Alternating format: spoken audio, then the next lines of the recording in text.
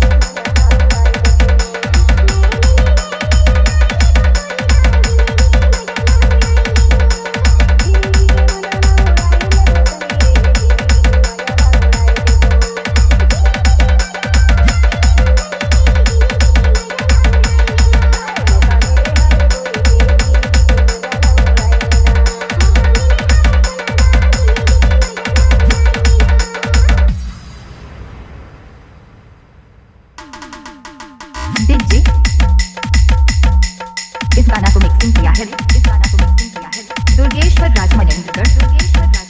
Mobile number 97 70 94 25 33।